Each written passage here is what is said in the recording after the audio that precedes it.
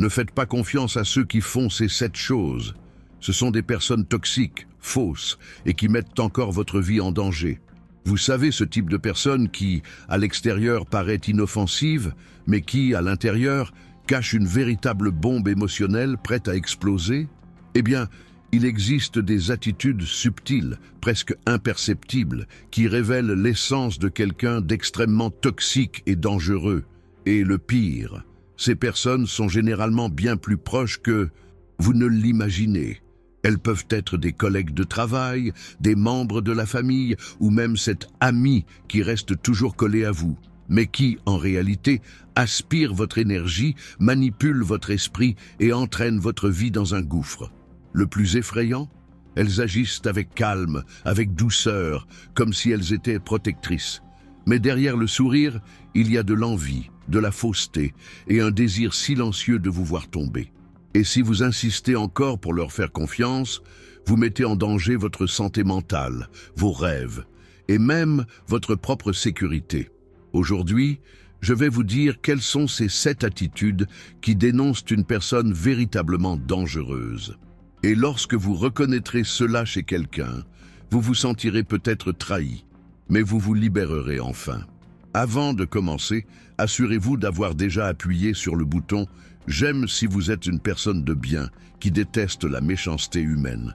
Si vous le souhaitez, commentez ainsi. Celui qui fait le mal en récoltera les conséquences.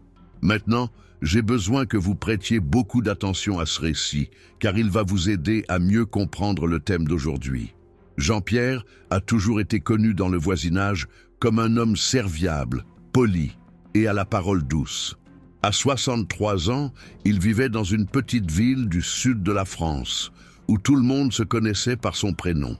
Veuf depuis plus d'1 décennie, il vivait seul depuis que sa fille avait déménagé à Paris.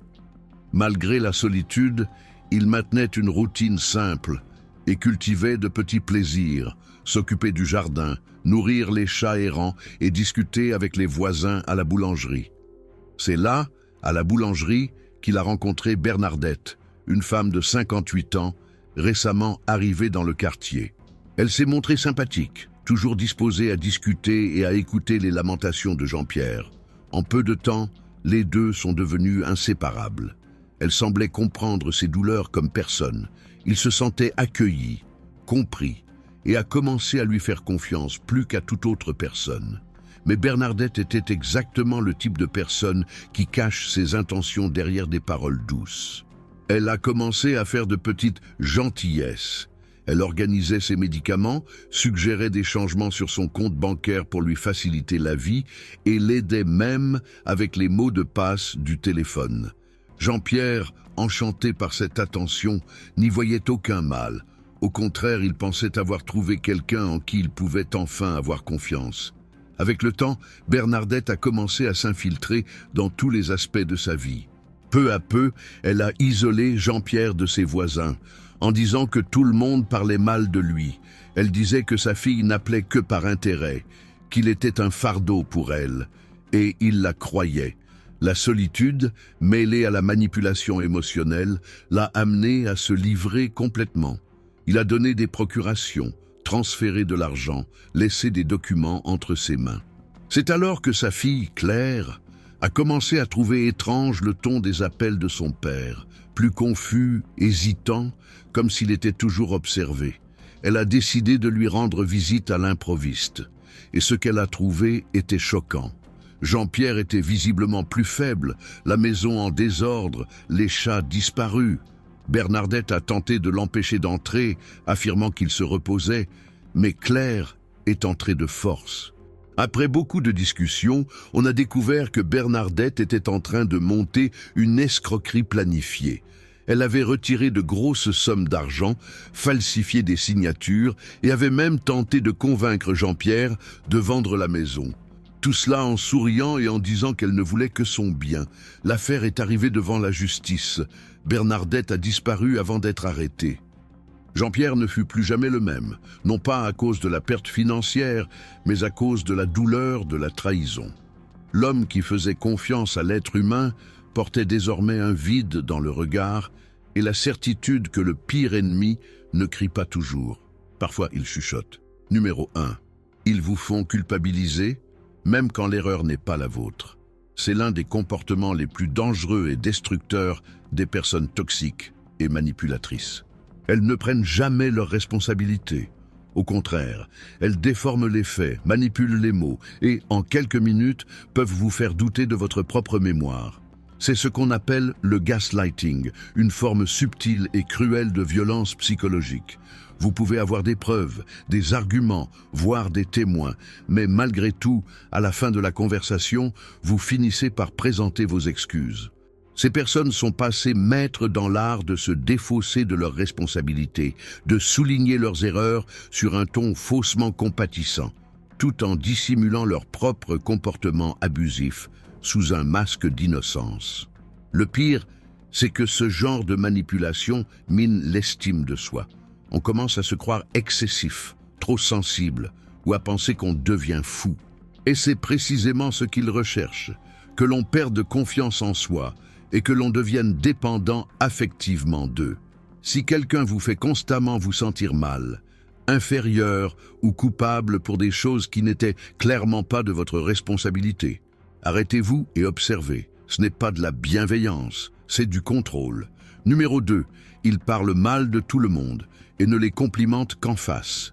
Vous connaissez cette personne toujours souriante, accolade et pleine de compliments, mais qui, dès qu'elle a le dos tourné, crache son venin.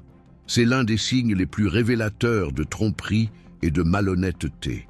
Car quiconque médit d'autrui en votre présence médira assurément de vous en public. Ces gens sont passés maîtres dans l'art de la manipulation.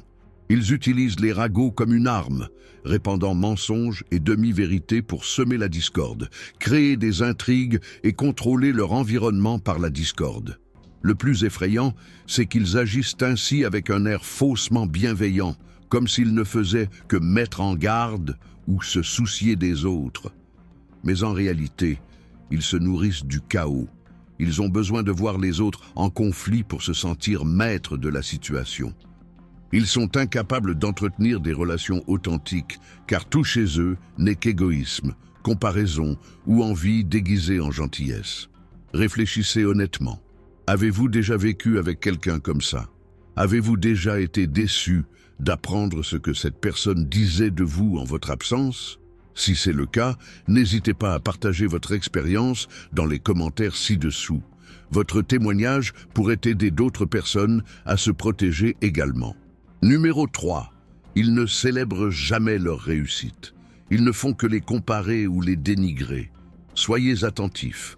Lorsque vous partagez une bonne nouvelle, une réussite, un rêve devenu réalité, comment réagit cette personne? Sourit-elle sincèrement? Se réjouit-elle avec vous? Ou change-t-elle rapidement de sujet? Émet-elle une critique voilée? Ou tente-t-elle de vous rappeler quelque chose de négatif? Les personnes toxiques ne supportent pas de voir les autres réussir. Le succès d'autrui les dérange, car il les fait se sentir insignifiantes, inférieures. Alors, pour protéger leur ego, elles tentent de minimiser la réussite des autres. Elles peuvent dire des choses comme « avec l'aide que tu as eue, même moi j'aurais pu le faire » ou « profitant tant que ça dure ». Toujours sur ce ton passif-agressif qui vous laisse un goût amer, comme si vous aviez mal agi. Ces personnes ne cherchent pas à progresser, mais à se mettre en valeur. Si vous les laissez faire, elles vous feront culpabiliser d'avoir réussi, comme si vous vous vantiez ou étiez prétentieux. Cela minera votre estime de soi, au point que vous commencerez à cacher vos succès pour ne déranger personne. Mais la vérité est claire, ceux qui vous aiment vraiment se réjouissent de vos progrès. Et ceux qui ne supportent pas de vous voir réussir n'ont probablement jamais été vraiment de votre côté. Numéro 4. Ils n'apparaissent que lorsqu'ils ont besoin de quelque chose et disparaissent quand c'est vous qui avez besoin d'eux. C'est l'un des signes les plus cruels d'égoïsme déguisé en amitié. Ces personnes sont passées maîtres dans l'art de vous solliciter au moment le plus opportun. Lorsqu'elles sont en crise, à court d'argent, ont besoin d'un service urgent ou simplement de se confier. Et vous, avec votre bon cœur, vous êtes toujours là, offrant votre aide, votre soutien, votre temps. Mais dès que vous avez besoin de quelque chose, un mot de réconfort, une visite, un petit geste de gentillesse, ils disparaissent, ils s'évaporent, ils trouvent des excuses, ou pire encore, ils vous font sentir comme un fardeau pour avoir simplement demandé quoi que ce soit. Ce type de comportement révèle quelque chose de profond. Ils ne vous apprécient pas pour vous, mais pour ce que vous leur apportez. Votre utilité, non votre présence. Et cela, à long terme, détruit émotionnellement ceux qui aspirent simplement à une relation authentique et réciproque. Bien souvent, nous ne remarquons ce schéma que trop tard, lorsque nous sommes déjà épuisés, blessés, et que nous avons l'impression de toujours donner sans jamais rien recevoir en retour. Réfléchissez-y. Avez-vous déjà été piégé dans ce genre de relation? Avez-vous déjà eu le sentiment d'être utilisé, rejeté, par quelqu'un qui jurait être de votre côté? Si c'est le cas, partagez votre expérience dans les commentaires. Cela pourrait être un avertissement précieux pour quelqu'un qui vit exactement la même chose en ce moment. Numéro 5. Il déforme vos propos pour vous faire passer pour le méchant. Ce comportement est toxique et extrêmement dangereux. Les personnes toxiques ont souvent tendance à sortir vos propos de leur contexte, à les exagérer, à les déformer et à les répandre comme s'il s'agissait de la vérité absolue. Et, sans même vous en rendre compte, vous êtes méprisé par les autres, sans même comprendre pourquoi. Ils utilisent cette tactique pour manipuler la perception de leur entourage, semant la confusion et vous faisant passer pour la personne problématique, agressive ou instable. Souvent, cela commence par des phrases en apparence anodines comme « Je ne sais pas s'il, elle va bien, elle se comporte bizarrement ces derniers temps » ou « Je te le dis seulement parce que je m'inquiète ». Mais derrière ce ton bienveillant se cache une stratégie bien précise. Vous isoler, prendre vos distances et garder le contrôle de la situation. Ils ont besoin d'être perçus comme des victimes, des personnes lésées. Et pour y parvenir, ils n'hésitent pas à vous salir. Ce genre de malveillance est difficile à déceler au premier abord, mais lorsqu'elle est révélée, elle blesse profondément.